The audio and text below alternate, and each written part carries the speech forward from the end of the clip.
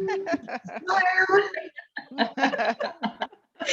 And welcome to Step by Step, monthly coaching for highly sensitive people and using EFT tapping. And just a couple of housekeeping items, our group agreements, everything that is, please keep everything confidential that is shared in this group. Participate fully at your comfort level. And self-care is really important. If you would be, for any reason, be overstimulated while we're tapping, keep on tapping. And if you need some help, if I'm tapping with somebody else, please let me know, and then I can help you to regulate strong feelings. Respect for different opinions and feelings is always appreciated. And yes, so, and instead of doing having everybody sign disclaimers, I'm going to read this quickly. So the self-help techniques described in this session provide you with some ways to reduce stress and stress-related emotions and to find a greater sense of peace and calm. However, this session should not be considered a treatment or prescription for regular medical or psychological care. If you have a medical or psychological condition, please consult your doctor or other appropriate licensed healthcare provider. Participating in this session does not constitute a professional relationship between the viewer and myself, Karin Goldgruber, and Next Step Coaching. All right. So last month, we were talking about opposing expectations, and I'm just going to read a couple of opposing expectations, so you remember what we talked about, and for Janet also to get an idea what we talked about. So opposing expectations is where we get one thing from a person and then something else that is complete the opposite of what is said, and often very confusing, especially for children. So I know what's best for you, and the opposing expectation is make up your own mind. Then think before you speak. Opposing expectation is stop overthinking everything. Then we have learn from your mistakes. Stop making so many mistakes. And one more, good things take time. Let's finish this really quickly.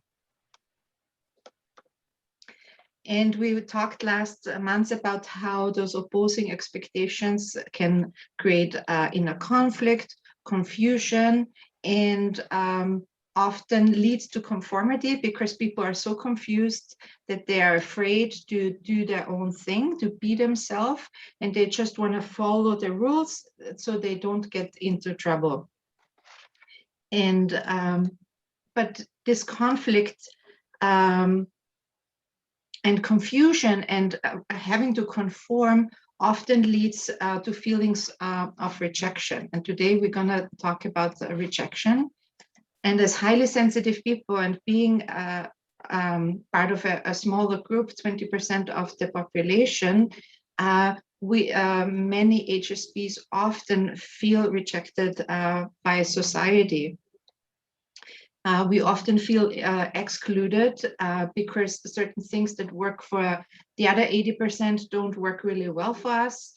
So we notice that we are different. We feel that we don't fit in, and sometimes we are openly excluded or rejected, let's say in school, or even playing with friends sometimes, or even at work. If you're not the happy, outgoing, busy person that other people are, sometimes you are not invited to parties or included in many things. There is, in our society, I would say, there is a big denial of differences, and that like diversity is a really big word right now, and people are looking at it, and it's really important to be aware of inclusivity and diversity, and to appreciate differences. And I think many of us were raised in a society where there was an assumption that every child is kind of the same, that they can all be molded by a cookie cutter approach. Many of us saw that in schools and maybe other organized groups, like let's say in church, or as kids if you were participating in out of school curriculum. So, and of course, it works really well having a good system and there needs to be a system in schools. However, many minorities were excluded, completely ignored, often shamed. And there was really a dismissal of individuality. We were not allowed to be ourselves. There was so much pressure and conformity at any cost seemed to be the goal in many organizations. What I've noticed speaking with other HSPs and with clients, and even for myself, because we notice subtle things, we notice little comments that or jokes or remarks, or even just facial expression if you say something, that HSPs often feel like they're overreacting. They wonder if they imagine that they're different, because many other people don't notice what they notice. Let's say if you are an HSP and you really notice differences in temperature and in the room atmosphere, and you mention it and you say, oh, you know, is it just me, or do I just feel uncomfortable? Is there a draft? And everybody goes like, nope, everything is fine. It's good here. It's comfortable. And if this happens very often, many people start to wonder if there's something wrong with them, or if they imagine that they're different. And often there's a conclusion, there must be something wrong with me because everybody else doesn't notice this, but I seem to be so sensitive, I seem to be overreacting and easily overwhelmed. And this often leads to self-rejection,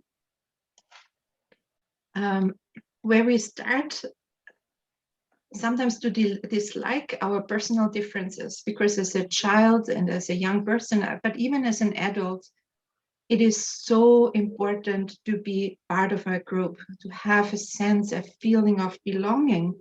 And of course, there's a desire to fit in, because deep down in our reptile brain, we still know that if we're not part of a group, we might die. Our life depends on being part of a group.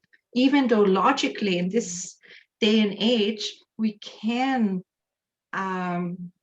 survive on our own, but there is also the emotional need and desire and yearning to be part of a group and to be seen and heard and understood the way that you are. Many HSPs I found react in an interesting way. In a desire to fit in, we often overdo it. We become the overachievers in every group. So we are above everybody. We do it better than everybody else. Often we try to be a replica of a hero, a mentor. This could be a teacher or a parent.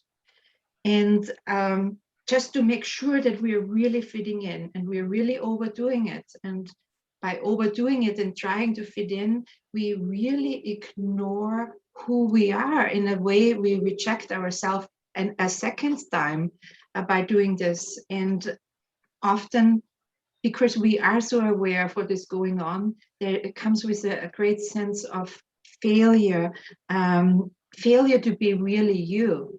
So it's really a conundrum for HSPs, because you want to be part of the group and you're doing your best to fit in, but then you lose yourself, or you ignore yourself, or you just feel like, and that's what I heard with many HSPs, feeling like that they are different with every person that they're trying to please the other person. Sometimes they feel like they're like a flag in the wind. If the wind goes this way, they are like this. Sometimes they say, I feel like a chameleon. I always adjust to the other person and what the other person wants, which is in a way a good thing, that we can find out what other people want. However, if we lose ourselves and we are just trying to please others, I don't think that's very beneficial for us. So how do we reject ourselves? And it's sometimes very subtle. There's the things that we overdo. We can overeat. We can overspend. We can overwork, over pleasing others. There's sometimes that we undervalue our accomplishments, but over value others' accomplishments. We undervalue our work, our education. We really are selling ourselves short. And it's sometimes so subtle, you don't even notice it. It's sometimes hidden between being, oh, I can't think of the word right now.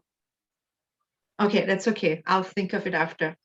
How do we reject ourselves? Also through negative thoughts, negative self-talk that's repeated. Also by nursing old hurts, old resentments, and by repeating old core beliefs. There's something wrong with me. I'm different. I'm weird. I don't fit in. And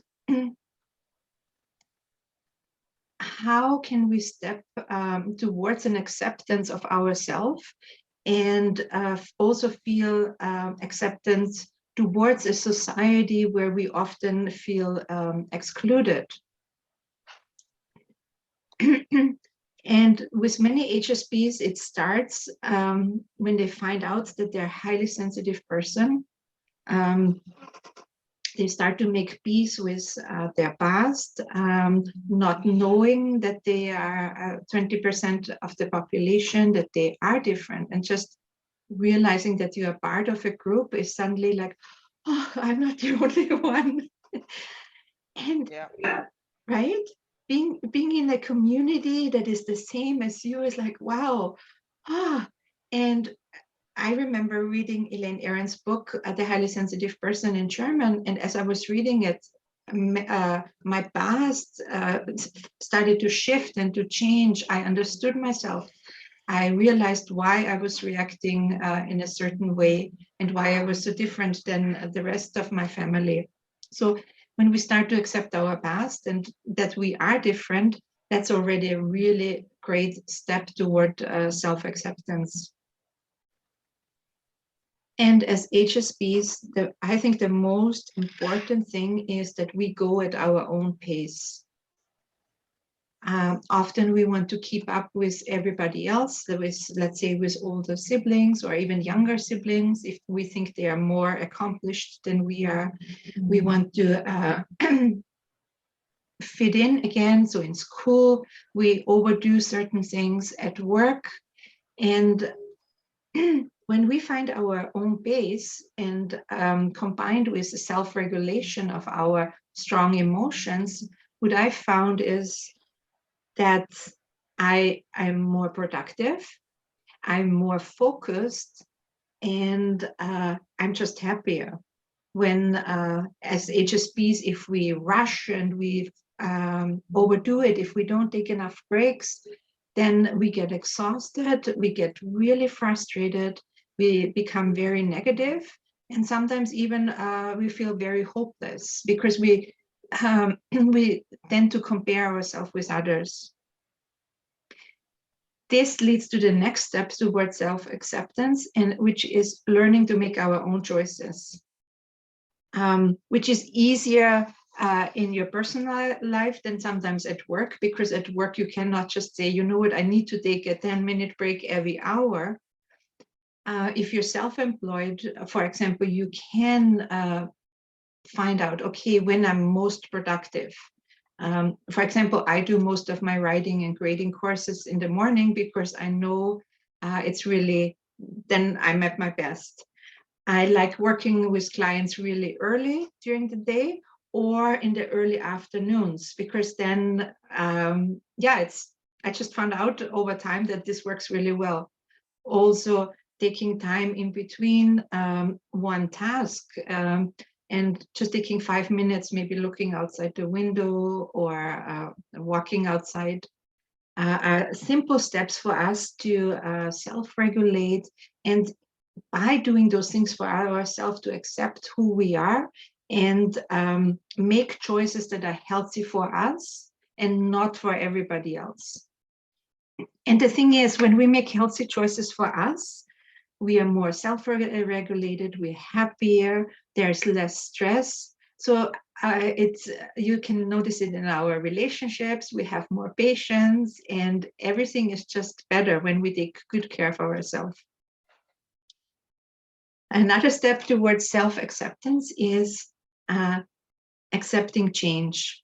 And for HSPs, we like to think about things, we like to take our time to make decisions, and sudden changes, we don't handle them very well. We are overwhelmed and like, whoa, because we deeply process things, and we just need our time.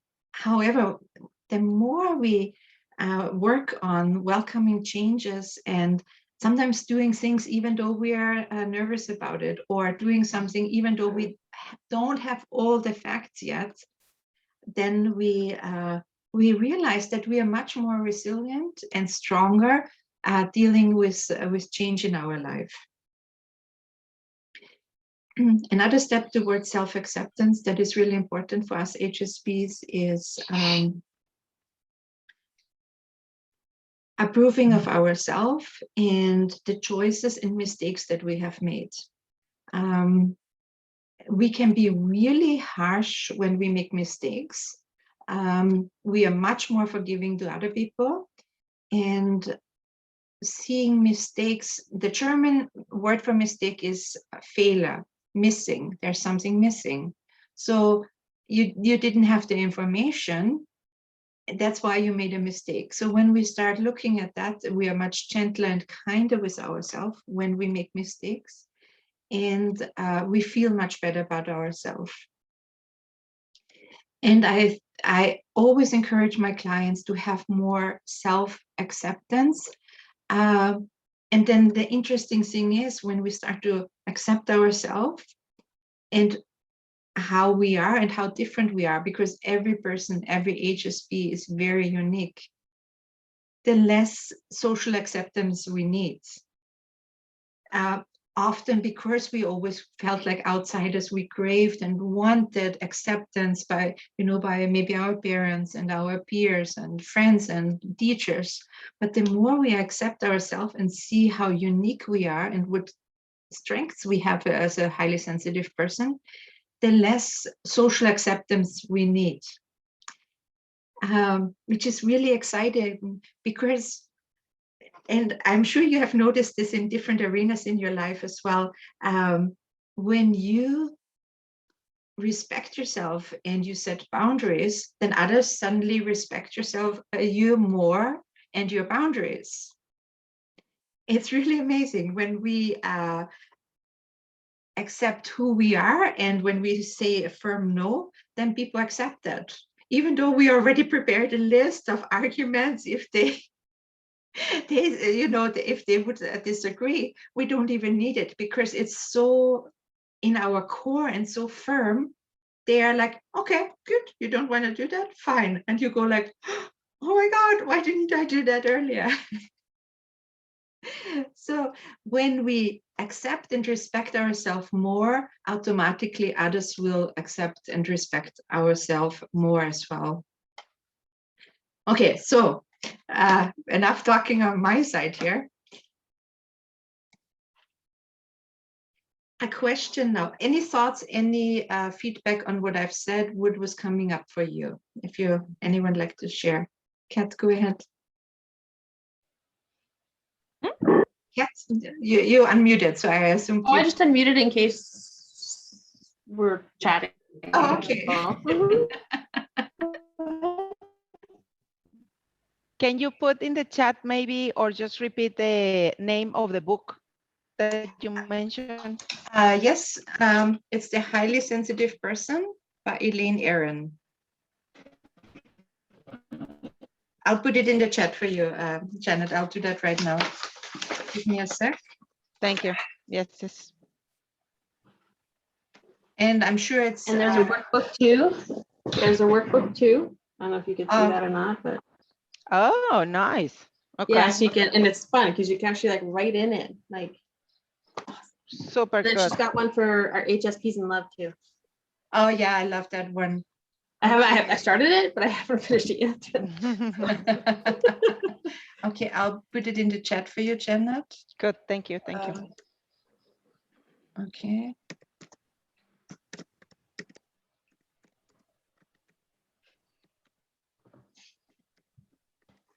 Person, and I'm sure it's available in Spanish. Actually, it's okay if in English, because I was thinking of my oldest. I think that she's going through something right now where precisely she's trying to overdo, over accomplish, like keep up with everything. And she's just kind of like losing herself in the process. She's not with us anymore. She took off and she's living on her own. But I kind of like see certain things as we were writing in sharper mood changes. I'm saying extreme sharp mood changes. And although it was normal for her to be, for instance, very overbearing, talkative and all that, the moods of change that I've seen and the actions that she's taking now while in those moods are becoming a little bit risky. And so I'm trying to see how I can approach without being overbearing or imposing. So maybe this book in English, because she speaks English most of the times. In fact, what she's working is a call center. It's in English. She's giving service to in America. So I think that this might be a good way of like, encouraging a little bit of exploring this type of stuff without being like, you need to do this, because I know there will be rejection. Yeah, as moms, sometimes we have to tread very lightly for things. Yeah. There's no other way. Yeah. I got it, the chat. Thank you. Oh, perfect. Great. Lane. And the thing is, it's funny about what you said about being parents. Like my mom, when I was younger, because I used to always have financial issues, and my mom is amazing. She owes nothing to nobody all the time. She's been that way all her life. So she always gave me tips. She always gave me advice, but because she was mom, don't talk to me. It's only until I screwed up, big chunks of screwing up, that I finally, think like, I always had her voice in my head, and I always felt bad because I didn't take her advice sooner, which I should have done. Instead, I was going with my usual habit of what my dad used to be like in terms of finances. And so eventually, like when I did take the final step where I am now, where I owe nothing, I'm like my mom, or I'm trying to be like my mom in terms of, I'm listening to the advice she gave me 20 years ago. I'm finally listening to it 20 years later, but it's like, yeah, when it comes from the parent, it's almost like, it's like, no, don't talk to me. You don't know what you're talking about. Or I know better than you are. You said something interesting, Catherine. Is it normal, or is it just, I don't know how to explain it. Well, I think it's when people are too close that they don't listen as well. Because my best friend, I'll mention something to him and he'll be like, yeah, whatever. But then he'll hear it from a psychiatrist or a doctor or somebody else who has a piece of paper on the wall or has some experience, and they mention the exact same thing, and they're like, oh yeah, so-and-so. And I'm like, I told you that. Say that like 2 weeks ago. Hello. So I find that with a lot with when it comes to, I mean, me personally, I've noticed that if my parents told me something, I kind of went, yeah, whatever. But then when I heard it from a teacher, I'd be like, oh, that's interesting. And then I'd come back, and sure enough, my parents would be like, I already told you that last month. Come on, you didn't listen. I'm like, Yeah. No. I would say another part of this is that when we were growing up, it was like we didn't have too many choices. We had to do what our parents and teachers told us. Yeah. So of course there was some rebellion that, yeah, and we knew that the advice was good, but it's just like, nope, because it was the only choice sometimes you could make not to do it, right? Even it got you into trouble. Yeah, And you're not going to tell me what to do. yeah, it's like, Good point. because I found with my sons, they're 20 and 21 now, we gave them lots of choices in the beginning, age appropriate, you know, like their hair or what they wanted to wear and things like this. And we were always talking. So it was easier as they got older to say certain things. And sometimes they would do it, sometimes they didn't, but to respect their choices as well. So that was quite a process, actually. Right. Interesting. Thank you for the feedback. I think Debbie wanted to say something. I'm not sure if I missed you there. No, I just didn't catch the author of the book. Elaine Aaron. Oh. All right, thank you. Yeah, thank you. Okay, so I bought, there's two of them. I have another one. I have three of them. I don't have that one you have, but I have the workbook. I've got the HSPs in Love, but isn't there four? Let me see. But and I was just wondering, is the one you have almost identical to? That's her first book. That's her first. I think I have that one. I think it's just that in between they changed the cover and everything, so you might have the cover. Okay. There is now, I've read, but I haven't. Well, I heard, but I haven't read it yet. I haven't had time. Is the HSP parent, which is for the parents. It's not how to parent your HSP child, but how you take care of yourself as a highly sensitive parent. What kind of strategies you can use that you are not overwhelmed and overstimulated and overreacting with your children. So yeah, it's on my list. But question, I mentioned a couple of things of how we reject ourselves, and sometimes they're very subtle ways. When I was talking about those, did you think of some ways of how you reject yourself and your sensitivity?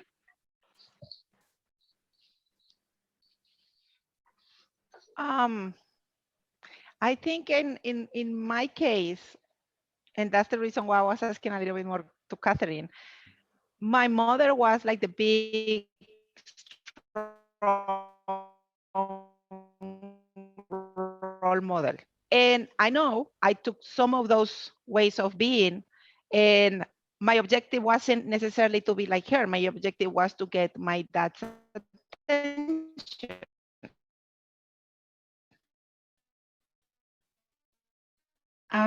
Janet, can you hear us? Okay, so yes, I can hear you. Can you hear me? Yeah, I can hear Jenna. Yeah, I can hear. Okay, I couldn't hear everything that you said. I could hear the first part, and then my objective was, and sorry. It's okay. My objective was basically use my mom's way of being to have my dad's attention. Okay, so today, unfortunately, I still have that deal of if I'm strong, I'm being liked. If I don't complain, you know, I'll be accepted. And the things that I've noticed, for instance, is more things to my body. The things that I reject or cut are things to my body. Like I feel weird if I'm just sitting down, doing nothing and putting my feet in a little spa. And I feel guilty. Mm-hmm.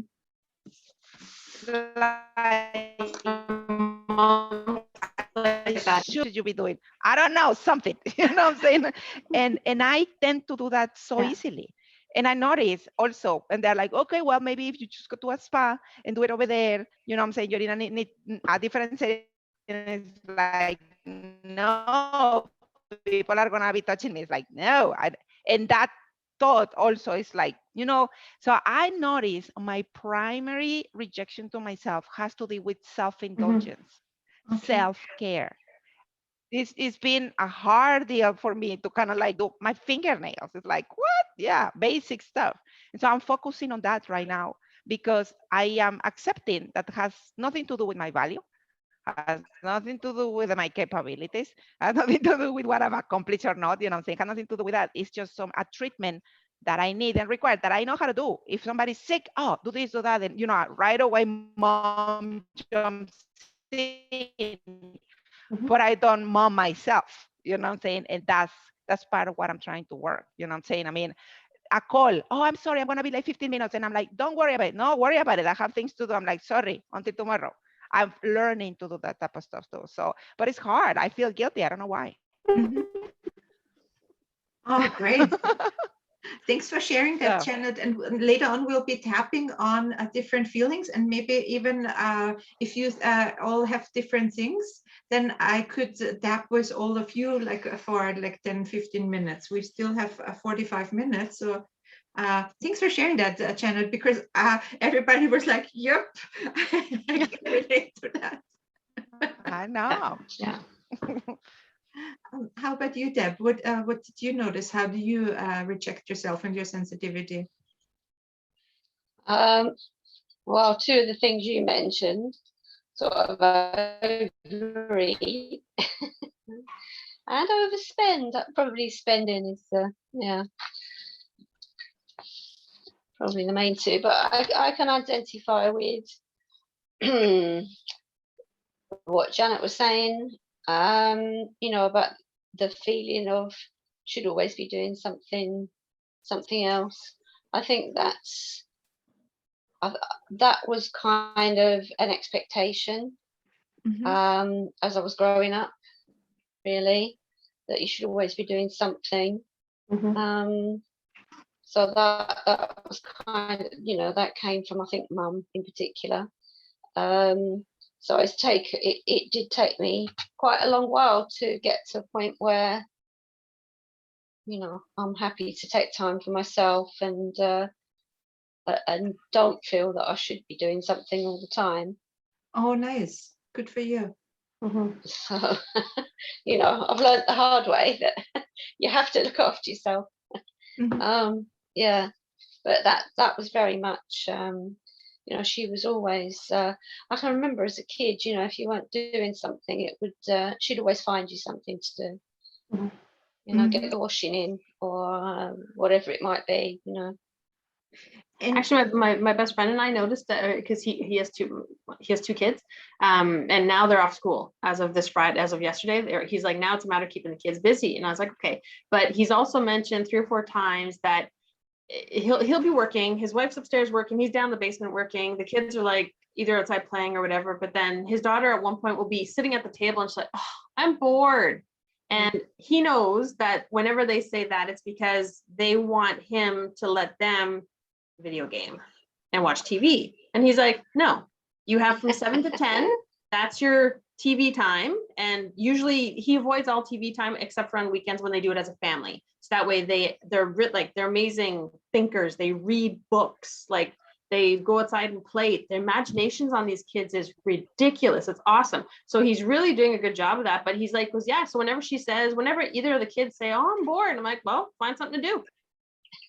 And so their imagination goes well. So they usually end up going and playing with Legos for hours and hours and hours, right? Wonderful. And I mean, they have the bucket, like the big bucket of Legos. And you should see the things that they create. Like, I mean, Dylan, he's built dragons and castles, and Hedda, she's just building these cute little cars and stuff like that. And it's just like, and they have like, I have them all lined up like a war and who's fighting who and like a little city and stuff. It's really amazing. But he really does make a point of find something to do. It's not my job to entertain you while I'm working.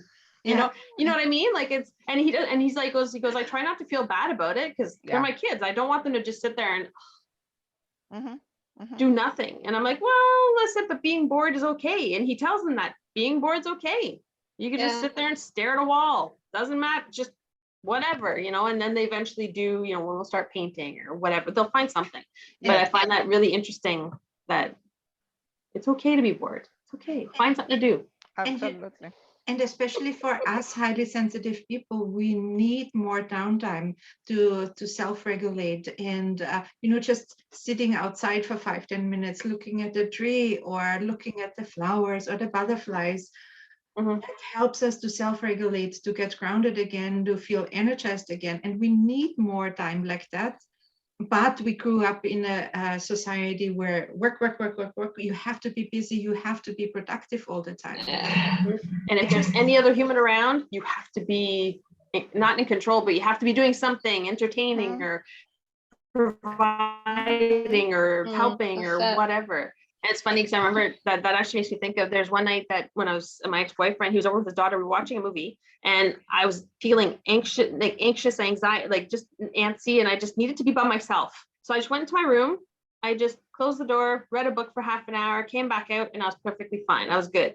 But I also told him, I said, I'm just gonna go read a book for a little bit, whatever. He's like, okay, no problem. I mean, he's with his daughter, so daddy-daughter time.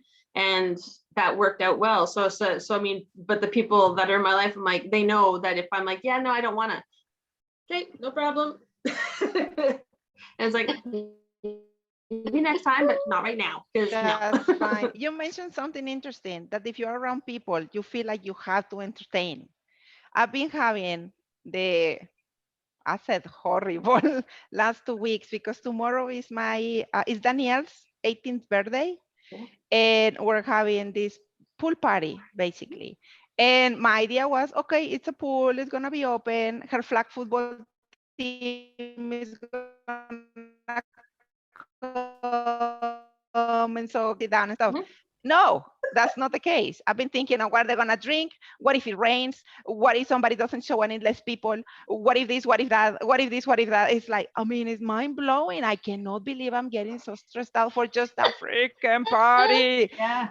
And my partner is telling me, I mean, just chill. You already provided the stage. Let them be. Pull back, and whatever happens, happens. You don't have to be like micromanaging and making sure everybody's but it's been horrible. That makes me think of my birthday. Like when I turned 40, I organized a birthday party 6 months in advance. I wanted to go to Sterling Restaurant, which is a high priced steakhouse. They make the best filet mignon steak ever. And I sent them an invite. I said, okay, I'm organizing my birthday dinner. I want to have it at this restaurant. Here's the menu attached. It's a little bit expensive, so if you need to start saving now. But I would love it if you came by. And I invited about 40 people, and about 36, 37 people showed up. But I said, but if you can't make it, no problem. Don't worry about it. And I said, do not bring me a gift. I don't have any, I have everything I need. I just want to spend time with you guys. I want to be able to go from table to table and, hey, how's it going? And socialize and have the quality time. And so, yeah, like a lot of people showed up, and I was very happy, obviously, because I get to flutter like a little butterfly from table. It's just easy going, laid back. But I made the effort to just, the restaurant is doing its thing. I just invited you guys.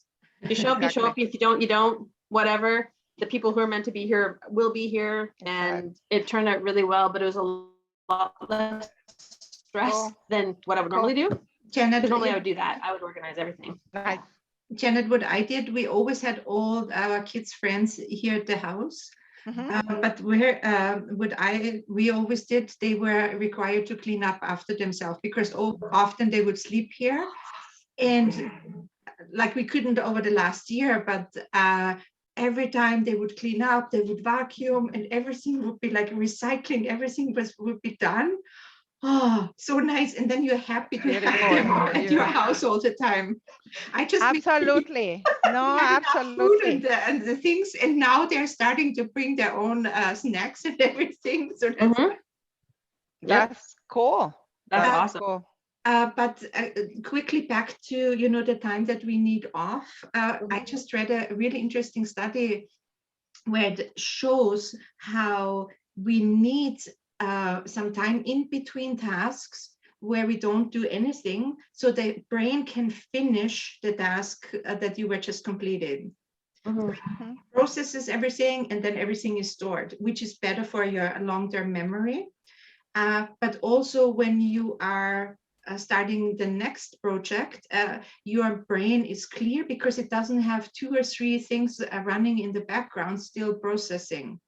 The ideal thing that they said, for every hour, if you had, I think it was 12 minutes, that you can take a break, but I've started doing it in just a couple minutes, walking away and doing, just, you know, looking out the window or watering your plants. And I noticed that I'm more focused and productive. And you know what, now that I think of it, I also have more energy too. I can see that. Which I can see that. brings me to another point. As HSPs, we often forget because we process everything so deeply. Thinking and processing emotions does take a lot of energy. And we don't acknowledge that, and that then it makes sense that we need more time to recuperate, to get more energy. And if we are aware of that, we can do it, and then we don't always feel like, oh my God, I'm not as productive as everybody else. Right. Okay, so that explains my day, because during the day I don't have time. Well, okay, sorry, I could make time-ish at work, but because like I start at 8, I finish at 4:30, 5 o'clock, depending how busy it is. I try to put, like, I have an alarm that goes off every hour just to get me to get up, move, do something. There's a lot of times I'll be in the middle of something and I'm like, okay, if I stop now, I'm on a roll. So I just turn my alarm off and keep going. And so for like, and I noticed that after work, I just kind of like, I just want to go lie down for a second, and just then I end up not doing the dishes, then I end up not doing a workout or not doing something that I want to do because I'm mentally drained from work. So obviously physically I'm not drained, but physically I feel heavy because I sit all day long, right? So it's like, and I don't have that, I haven't struck that balance yet, like you're saying about, but like when I did the 4-day workshop, the way they timed it was perfect. Every 120 minutes we had a break, and never felt, and like I felt totally energized. I didn't feel drained. I didn't feel tired mentally or physically. You know, like it was interactive and it was really well set up. So it's just like, how do I set that up in my work? Yeah. Because I mean, I'm an administration or executive assistant, so I manage 4 people calendar and constantly being asked stuff. So it's like, it has to be done now. It has to be booked for next week. And I'm like, okay, so how do I inject those little 2-minute walkarounds, you know, like get up, go outside, get the mail, come back or whatever, without interrupting the workflow with everyone else, you know, tasks that I'm supposed to be doing or whatever. Yeah, like I haven't quite figured it out. So like every now and then I do manage to slip some in, which is awesome, but a lot of the time I don't. So it's kind of like, yeah. I find it takes time sometimes to find that for ourselves, but being an HSP, you know, you notice subtle things and you notice patterns.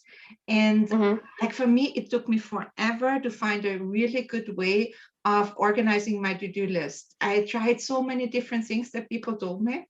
And then finally, like I have a 10-year plan, a 5-year plan, a 3-year plan for my business, 1-year plan. That took lots of time to put that together. But I also have quarterly plans. And now every week I take half an hour to 45 minutes to plan my week ahead. But for the day-to-day, like a review. Yes, then I know exactly, because so many times we have things on our list that are in the next quarter, but it's in my taking energy. But then when I look at it, oh, I don't have to do that now. That's next quarter. Okay. Yeah. Oh, I don't have Don't worry about it. I can do this week. Okay. Everything else, poof, I'll deal with it later. But on the daily stuff, I'm using a board, and I just erase things. Cool. So I have my weekly thing here, and then every evening I write down what I have to do the next day, and then I erase it. I'm done with it. I erase it from the bottom and the top, and just the erasing. And then at the end of the day, my board is clear. It's like, oh. Yeah, awesome. A long time to find that, and sometimes we are very impatient with ourselves, you know, finding things. speaking of finding something for yourself, I noticed that when I feel drained or when I feel like I need to do something else, talking to people actually gives me a different kind of reset, if you would. You know, if I cannot go outside and take a walk or whatever, I just kind of like find somebody, but not a chat. It's like a face-to-face type talk. Whether with an objective or with an objective, I don't know. But it's weird that I used to drain talking to people. I used to be like, no, it's too much thinking at the moment. And it's like, I'm going to mess up. You know, there it was tension.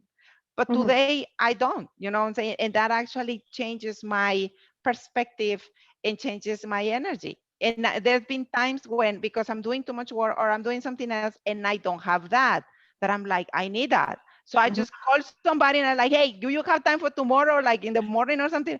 Yeah, let's talk. And we just talk. It just kind of like sets me in a different mood. So I don't know where that came from, but I have found that that works for me. So I'm using it in my Oh, advantage. that's awesome. Yeah. Yeah, it's pretty cool.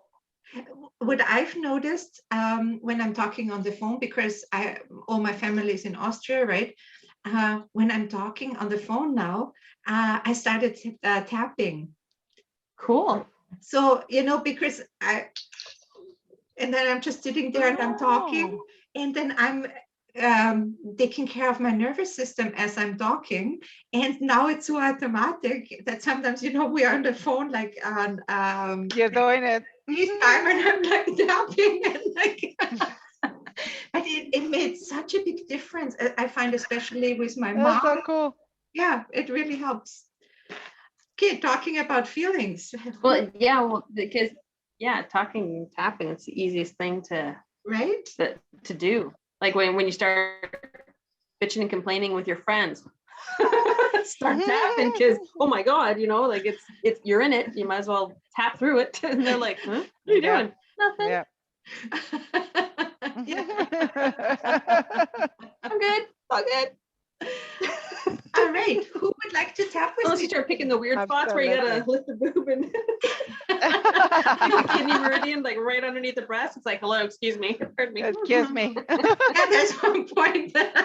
Seriously. And it was so funny because there's one tapping class I did, and they did the kidney point. I'm like, okay, I don't have small ones. I have to lift them up to get at the point. And I'm like, this is really awkward, especially because I'm on video. I'm like, let's just walk me out. There we go. Now, there we go. Now I can tap, no problem. And people are like, what are you doing? I'm just gonna avoid that one. And that's one of the reasons I never use it, because it's uncomfortable for some women, right? So, and why would you want to make somebody Well, uncomfortable? it's just, especially if you're with a group of people, absolutely. Yeah. I'm like, yeah, unless we're all women and we all have boobs, then let's lift them all up and have it. Great. But yeah, otherwise you're like, huh? Anyways, feelings. All right. So around self-rejection, who would like to tap with me? Janet, would you be open to tapping on this? You know, the feeling of guilt when you're taking care of yourself? Yeah, I don't know how it works. I've never done it, so I'm all for it. All right, great. I'll guide you through. Kat and Deb know how to tap, so they will tap along as we are tapping. And I'll show you the points as we go. I find it's always easier to do it than talking about it. Most important thing is, Janet, I usually repeat what you said, but sometimes I will put another word in or another sentence, just to test things and see where it's at. But if I say something that does not land with you, please correct me right away. Okay. And I will repeat the words that you said. Okay. So you mentioned before that you feel guilty when you take care of yourself. Is that correct? That's correct. Okay. And would you still like to tap on that? Tap what? Work on that.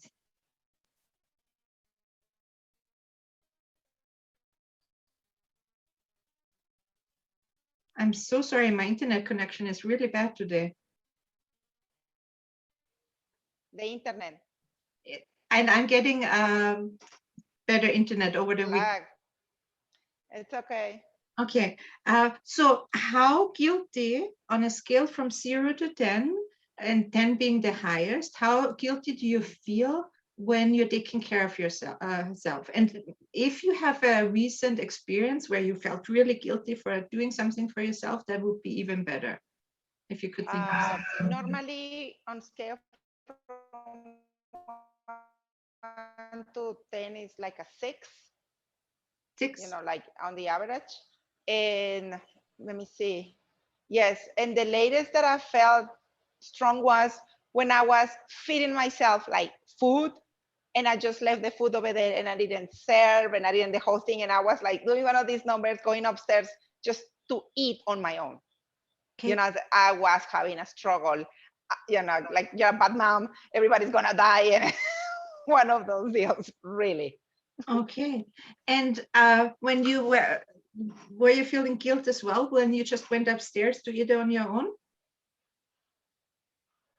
Yes, I went upstairs and with my food, turned the TV on and just sit down.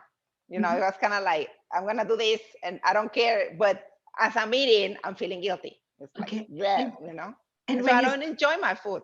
yeah, when you think about it now, you know, when you think back, how guilty do you feel right now that you did that? Not as much. I'm still feeling a little bit of 4. Okay. And I think that unfortunately my day gravitates in that 4. You know, and my days and my decisions gravitate on how bad or good I may feel when I should be using more the Lord makes me know I should do it right now and reject things that I want or things that I may need at the moment to go fulfill the needs of the others when they're not dying. I mean, food is in the fridge,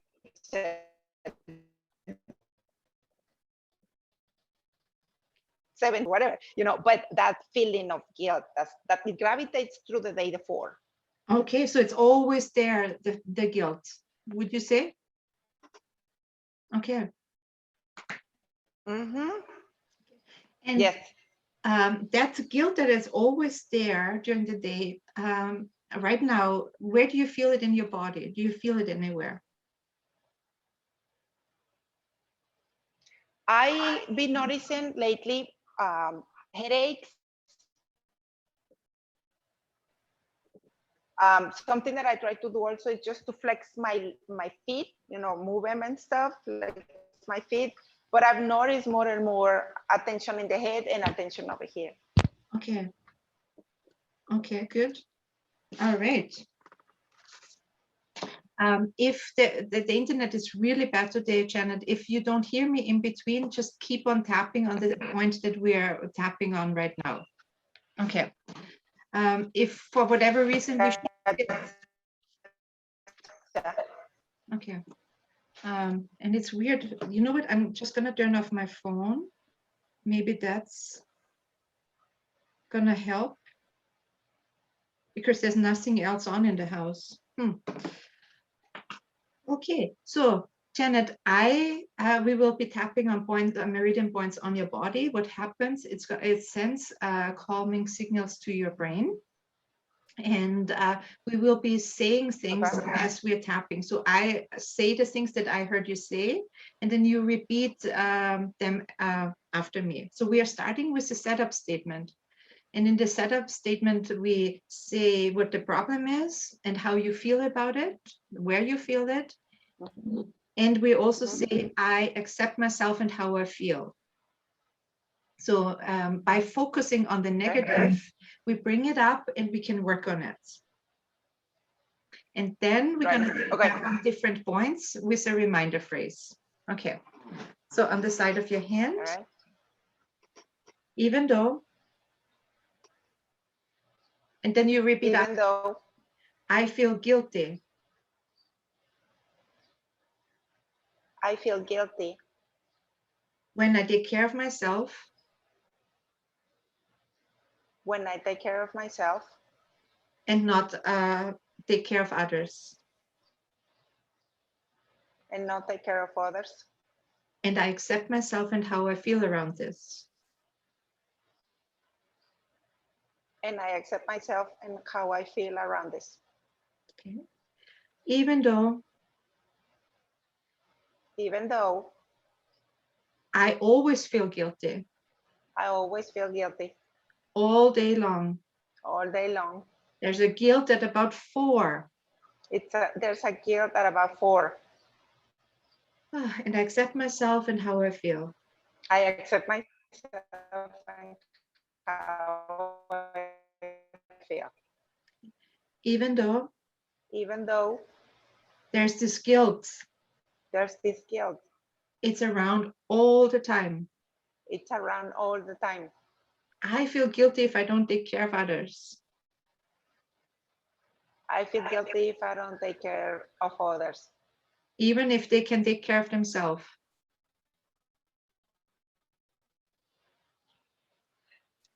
Even if they can take care of themselves. And I accept myself and how I feel.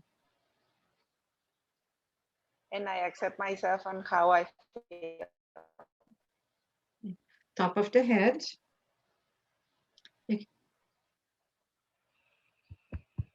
You can see.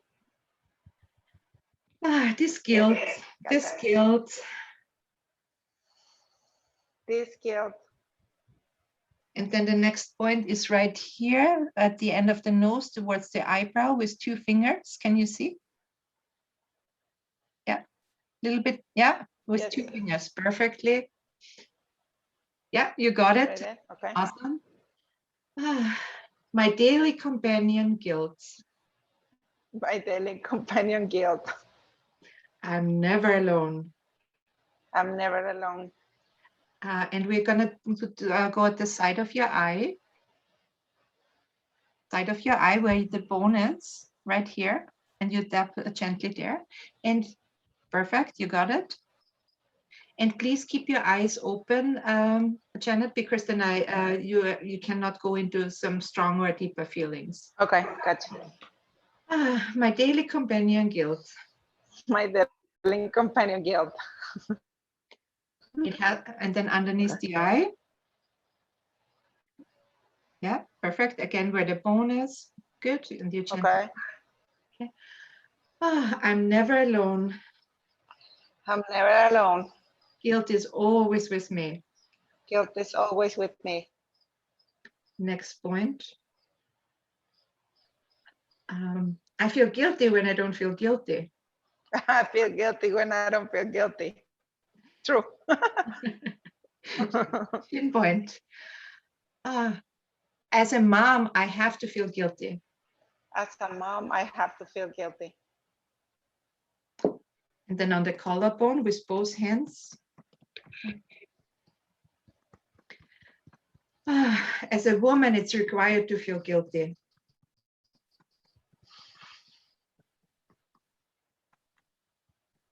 As a woman, it's required to feel guilty.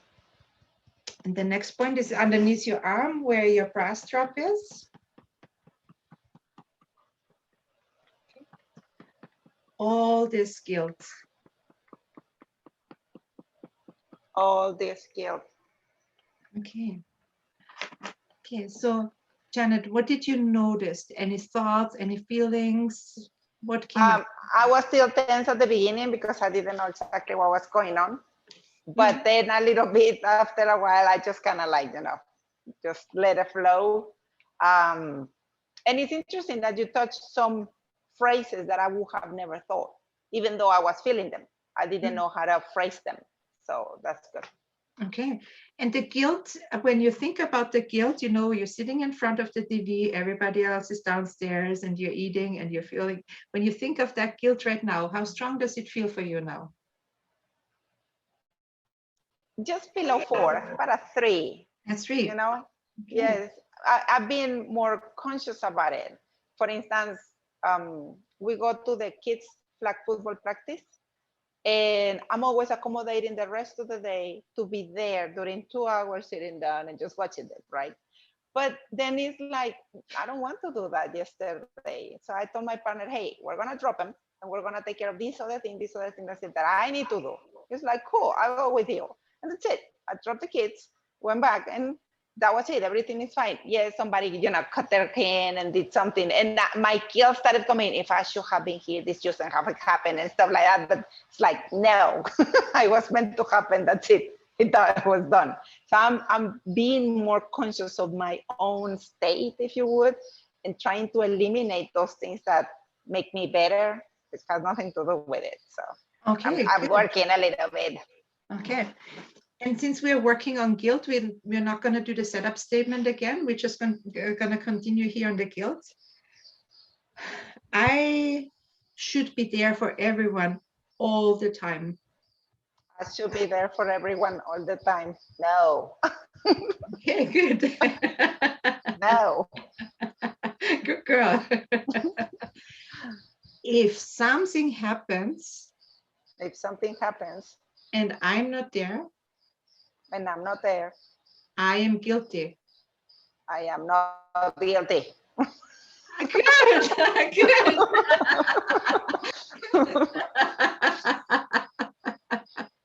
No.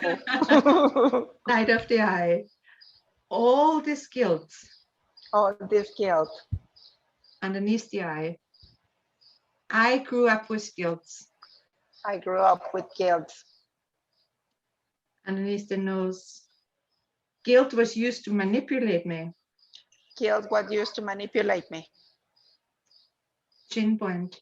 Guilt was used to get me to do things that I didn't want to do. Guilt used to get me to things that I didn't want to do. No more. No more. All this old guilt. All this old guilt. All this old guilt. All this old guilt. I'm ready to change this. I'm ready to change this today. Okay, good. Today. All right. Do you have something to drink, Janet? Have a sip of water? Or anything? No, but I have it in the kitchen. Just a second. Great.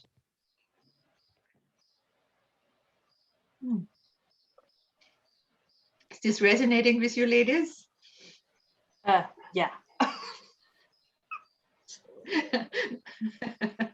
Not with Deb, right? But it's fun. The shifts, eh? She's like, da, da, da. No. Yes. I need to make one of these that has a thumbs up on it, like a hand, like this, so I can. I'm gonna go to the dollar store and I'm gonna get construction paper and I'm just gonna go crazy. Make all these little signs. Oh, okay. Ready. All right. So, Janet, when you think now, the other day when you were sitting, you gave everybody their food and then you went up to your room, you're sitting in front of the TV and you're eating. How guilty do you feel about this now? About a 2. A 2. Yeah. And how guilty, and looking at the guilt from yesterday, after you picked the kids up and something happened, is there still any guilt there as well? No, I actually managed it very quickly in the moment. Even though somebody was bleeding and hurt and all that, I'm like, okay, it was gonna happen. Nobody has less an arm or something like that. There's no ER needed. We'll just get home, clean the stuff, and we'll be good. And so that's what basically I did. I took care of that. Everybody kind of like went to their places and I just sat down and I started knitting while watching the TV. Just kind of like, let me get out of here. Nice. Yeah. And how do you feel about that? Just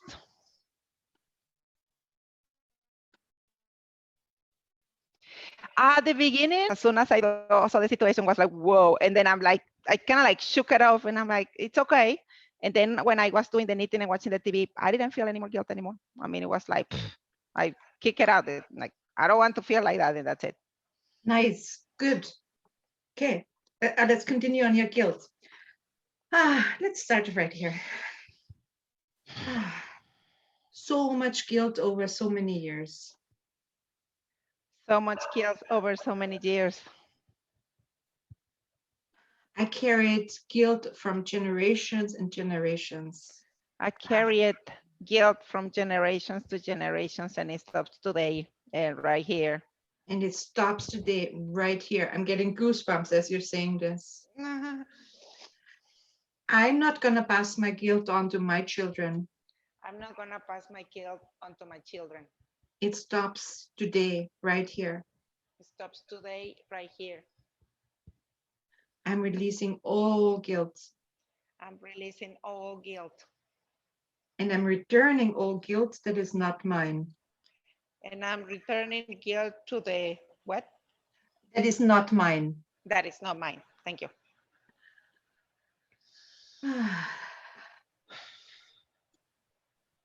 I won't use guilt to manipulate anyone. I won't use guilt to manipulate anyone. And I won't use guilt to manipulate myself. And I will not use guilt to manipulate myself. I release all this guilt. I release all this guilt. I don't need guilt in my life anymore. I don't need guilt in my life, and I know nobody else needs it. And nobody else needs it. Okay. Have a sip of water. And Janet, if you're tapping and you're yawning, that's always a sign that things are changing. Okay. And also when you're tapping, drink lots of water as well. It really helps. Good. Okay. So you're sitting in front of the TV and you're eating your meal. You know, everybody's taken care of. How is the guilt around that? I don't feel any guilt right now. Okay. No, I'm good. Okay. So let's test something. Tomorrow is the party for Danielle for her 18th birthday, right? Yep. So lots of people are gonna come, and you know it's gonna be busy. And suddenly they realize something is missing. You know, you took care of everything, but something really important. They don't have that. How do you feel about that? Thinking that, you know, oh, you know what, better? You're running out of snacks. There's nothing left in your house. They ate everything. They drank all the pop, and there's nothing left. Because how do you feel? Horrible.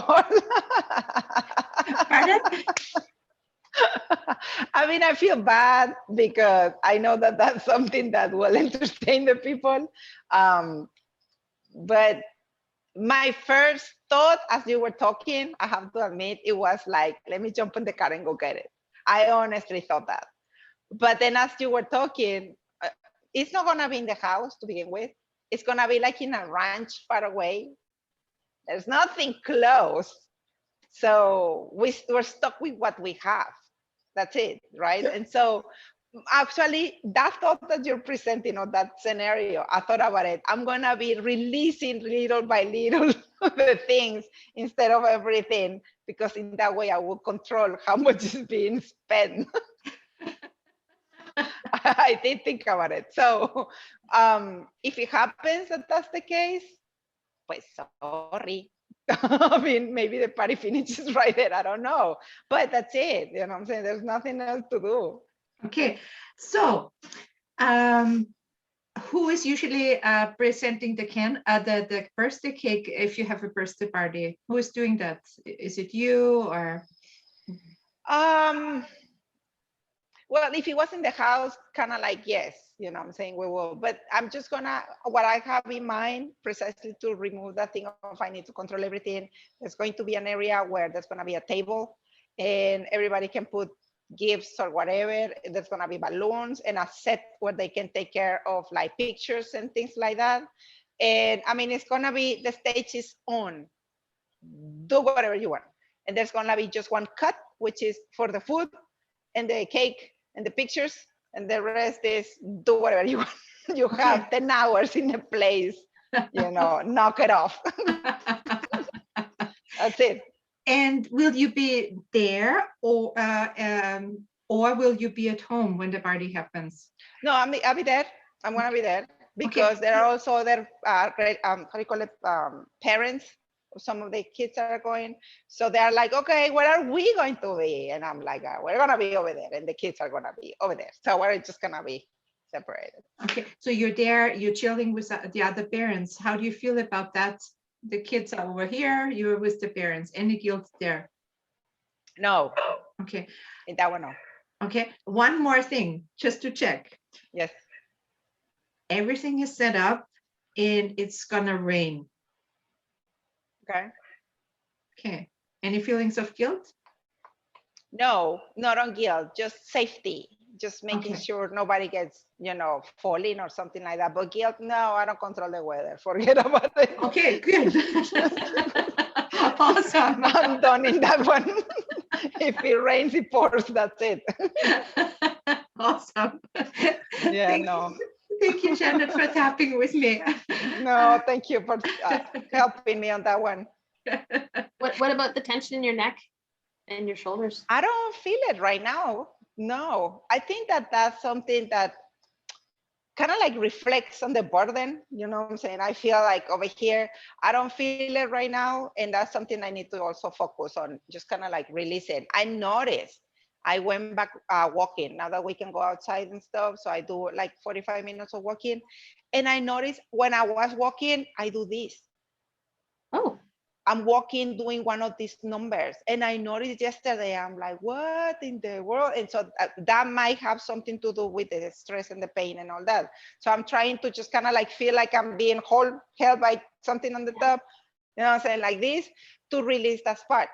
And when I come back, I put my feet on the wall and just kind of like let myself thrown on the floor, and that's it.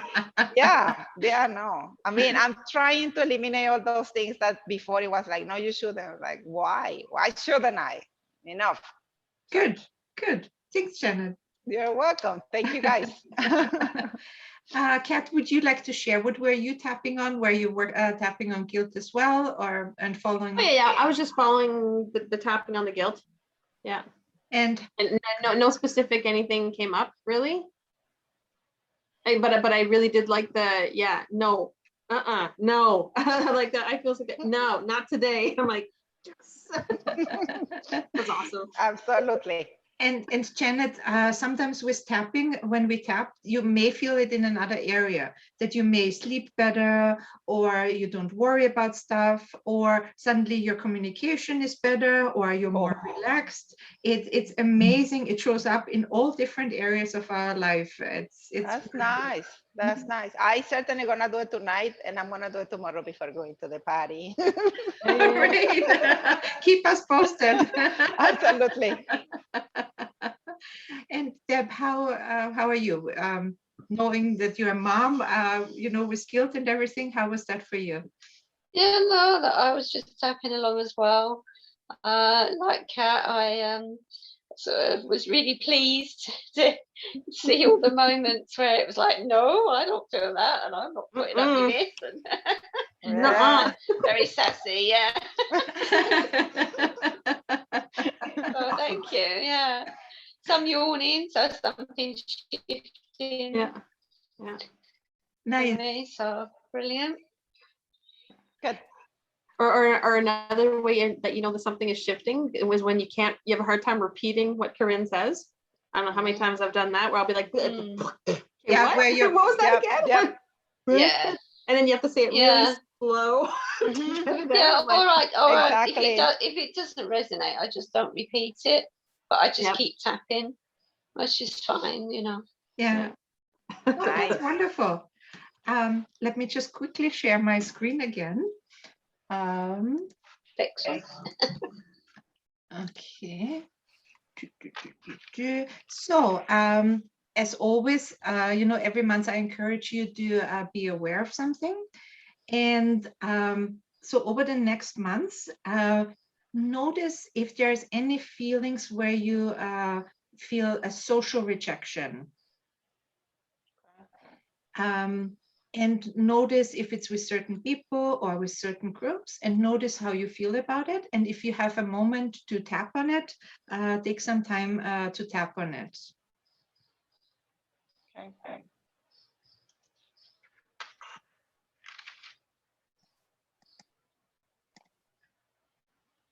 Okay, and I just went too far with my slides. Just a sec. Okay, and I just wanted to mention that July 7th is my new, a program is starting, Strong Sensitive Self, July 7th to August 11th, especially for highly sensitive people, where we look at negative core beliefs around being a highly sensitive person, like I'm too sensitive, I'm always overwhelmed, I always overreact, I'm too different, I'm weird, I can't do anything right. So we look at those core beliefs and how they affect us as a strong sensitive or as a sensitive person. And we also are going to look at some strong some strengths that we have as sensitive people, because we feel overwhelmed so many times and are not able sometimes to self-regulate our emotions. We really don't get a chance to really step into our strengths. So we will be tapping on feelings around this, and we will be discovering some strengths that are very individual to everyone. And it's always very exciting to see the changes in the group members. It's a 6-week program. It's an hour every Wednesday. We are tapping together on those core beliefs. And this is going to be offered in English and in German. So if you know somebody who speaks German and who might be interested, let me know. And that's everything on my side. I'm gonna. Do you ever do these programs in French? No, my French is not good enough. No, okay. No, no way. Curious. No, because I remember you said that you spoke French, so I was like, oh. Yeah, right. At this point in time, I speak French with a 20-minute delay, so it would be a long workshop. Yeah. So, at what time is it running this time, Corinne?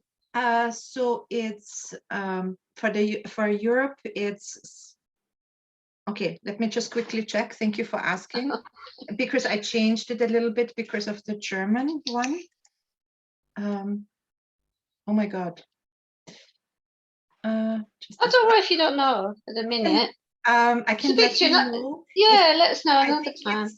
Yeah, I'll let you know after. And I just wrote down auf Englisch und auf Deutsch. Very good. Brilliant. But und auf Französisch. Nein? Nein.